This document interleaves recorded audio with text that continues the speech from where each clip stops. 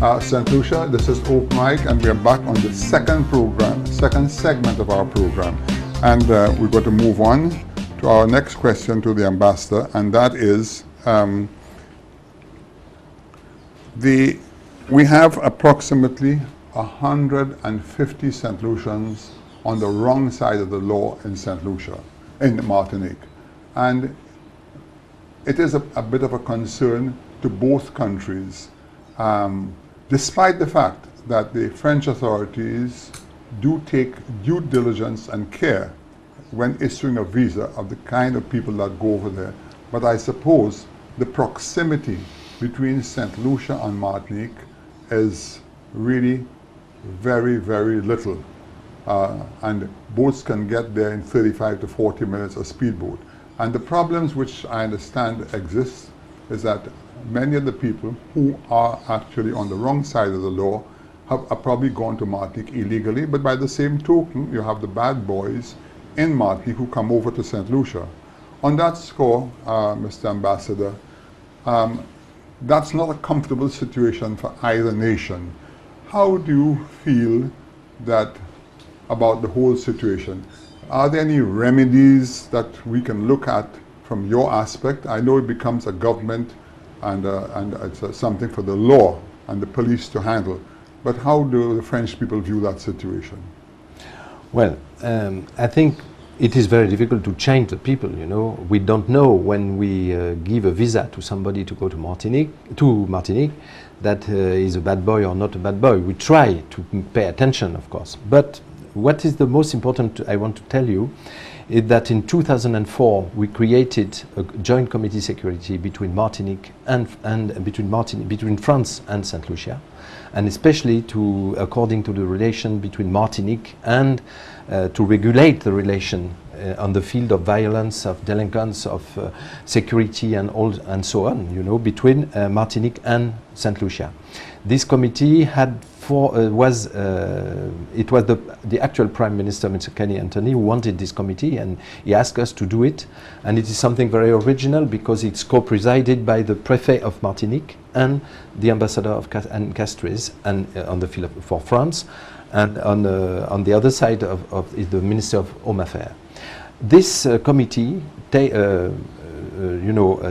treat of many topics of security, and especially the exchange of information and cooperation between the two countries on judiciary cooperation. And last committee we had in 20th of May, we decided to sign between our two governments an agreement very important, mutual assistance aid and extradition agreement, which is something completely new between the relation between Martinique and France. I remember that. Between Martinique and St. Lucia, I mean. So it is important because it means all the services will cooperate together, will work together, and will provide solutions to make sure that it will be no people staying in Martinique and they're coming from St. Lucia and making bad things in St. Lucia and going in Martinique to think that they are hidden, and they won't be hidden anymore, and the same thing from Martinique coming to St. Lucia.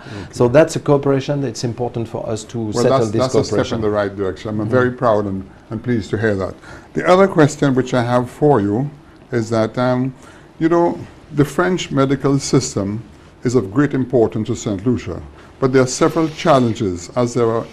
And are there any possibilities of streamlining this service to assist St. Lucians who suffer from medical disorders, who remain economically disadvantaged?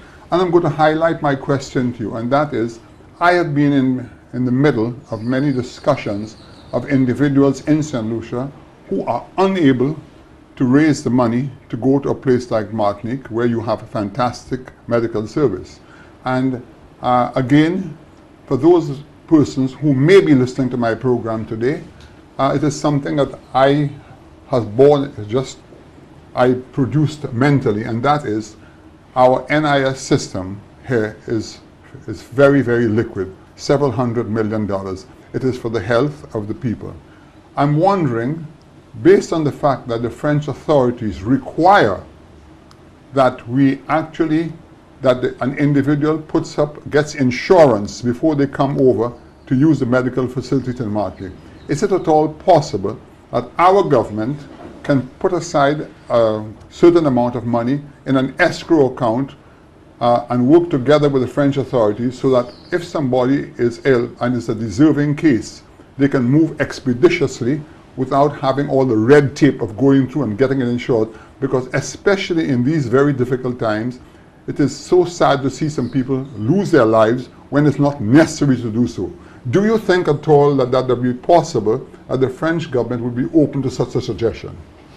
Well, thank you for the question, and just to tell you that, of course, I can't say what the government has to do. That's not my, the French ambassador is not able to say that. My question to you is, if our government was able to do it, yes, do you see your government being able to agree? And if not, yes, is there anything you, as the ambassador, can do to facilitate such a situation? Yes, well, I'm just coming back from Antigua, yeah, and the Minister of Health of Antigua told me that when there's such a solution, such a problem, he sent the patients to but it was not as many as in St. Lucia, but they sent a patient, about 50 patients a year. They send them to Trinidad, Tobago, and they send them to Puerto Rico. And they pay for them. They have a special fund for them. Right. That's Antigua.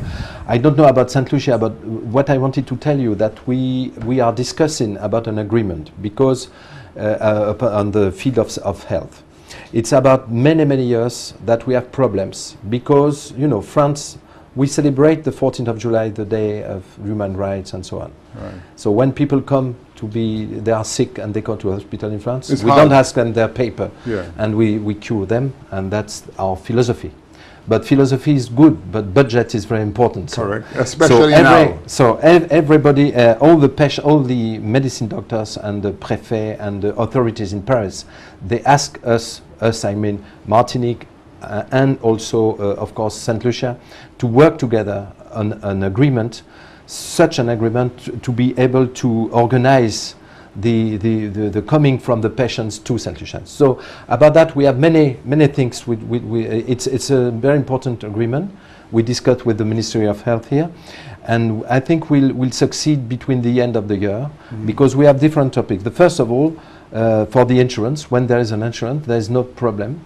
The only problem is that we want the guarantee of the government that in case of it's paid, you know, the insurance must pay, and because until now it's just the hospital who has the insurance. So we want the guarantee of the government about that. But about what you say, I think we'll study each case, you know, of the patient who have no insurance and nothing. We just want them to be introduced by the government. We don't want any more people coming alone like that at the hospital. Correct, yeah. But of course, if they go alone, maybe we'll provide something. But it's better to organize that with the government. So I can't tell you exactly the terms of all the agreement because it's in discussion now. But the second thing I want to tell you that it's a good thing to help people who are not able to be cured in St. Lucia to go in Martinique, but it's also, I think it's even better to help St. Lucia health structure, hospital, and you have the new hospital, which is a very important project. And it's better for us French people to help you to have the best hospital and the best training of medicines, and to have a big cooperation between Martinique and France to make it so that the medicine doctors here in St. Lucia are able to cure the people here and not to send them in Martinique. About it, but you know, it is question because we have progress to do. You know, I think we have progress on the training and cooperation, well, and that will be in this agreement. Well, I want to highlight something to you that you may or may not be aware of. Well, I'm sure you are quite aware that the European Union provided some 200 million euros for our new general hospital. But I can tell you for a fact that building a hospital is one thing, but running it is another. As a matter of fact, many years ago, when the British were in charge, they would never accept a loan or a hospital. They would say to you, you know something, we will build it, you run it, okay? Because running a hospital is a very expensive bit of industry. It's a very expensive. And it worries me tremendously that our general hospital, which is to come on stream shortly, could very well run into very serious problems. And that's not for me to do because I'm not a member of government, but the sooner that this government can probably maybe go to the powers that be in France to try to get some medical help to do what you said. It's better. There's no question about it. A person who can be treated on their own home ground is far better than having to go to somebody's other territory. I mean, for instance, we have the Tapion Hospital here, which I will have to say is very good, but still there are areas that they are not able to deal with, and they have to go over to Martinique. We have Victoria Hospital, and you know, we are struggling here, especially in these difficult economic times. But that having been said, this is something at a very high level. But I do take your point that it is far better to have it here than. So again, I know there's only so much you can do, Mr. Ambassador, but whatever you can do in your little way to highlight to the authorities the difficulties that we have in St. Lucia here financially, because we really cannot afford to open that hospital and run it. I'm telling you that is a fact. I don't care what anybody says. This government has a Herculean task before it to be able to get that hospital going. So we have said our piece on the medical side. Do you have yes. If you authorize me, sure. I just want to tell you that this agreement that we are going yes. to sign, this agreement will be a way to answer all the questions you put.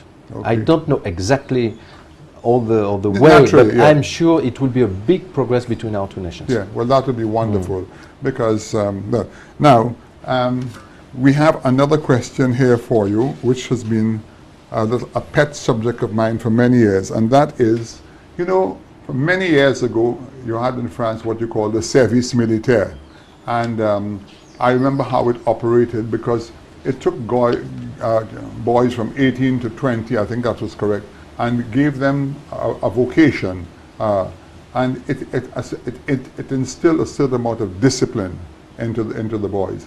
I know, having spoken to you earlier, that service militaire has been discontinued in France. Evidently, there must be reasons for it, financially or otherwise, whatever it is. But whether it is discontinued or not, it's not something that I feel that was bad, in my opinion. And I think right now, what we are going through in St. Lucia, we need a service militaire. And I want to explain to St. Lucians, service militaire means military service. It doesn't mean going to war. It means where you have people who are competent. We can have classes like 200-300 boys in a school where they can do different professions. They can do plumbing, they can do carpentry, they can do mechanics, all the different stuff. And I know that things are difficult in your country today because of the financial situation in the world, but I still think France is a big country, and everything in life is relative. I'm wondering whether it would not be impossible to open certain channels whereby our government could in fact make contact with the French authorities to visit or revisit such a situation, and with St. Lucia being able to provide the facility, the actual facility, and getting these French people to come in and teach us, because we have so many people leaving school and we have so many boys sitting on the block in St. Lucia, because these people in turn become the individuals who end up on the wrong side of the law. So in one sense, you're not only helping us, but you'll be helping the authorities in Martinique, having not to take care of the bad boys per se. Now, I'm not trying to give France our responsibilities, but because you all are so close to us, and because our French connections, it really would be wonderful to have such a situation pursued. What was your take on that?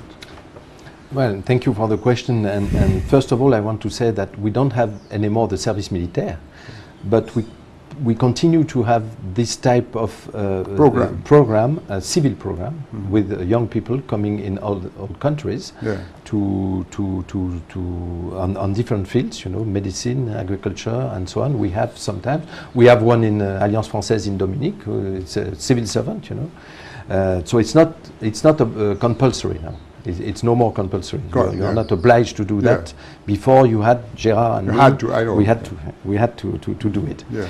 And now it's finished. But many young people like to go abroad and like to do something before having another job, and it's a way for them to train. So what about your question? I think we can, according to the agreement, bilateral agreement, according to the OCS, according to what Martinique is going to do with the OCS countries, and especially with St. Lucia, I think that's a discussion that can be settled between Martinique and St. Lucia to organize what you say. I think it would be no problem to organize. I can't speak for them, but I think that's a very good subject. Yeah. St. Lucia, we have just come to the end of our second segment. We'll be right back.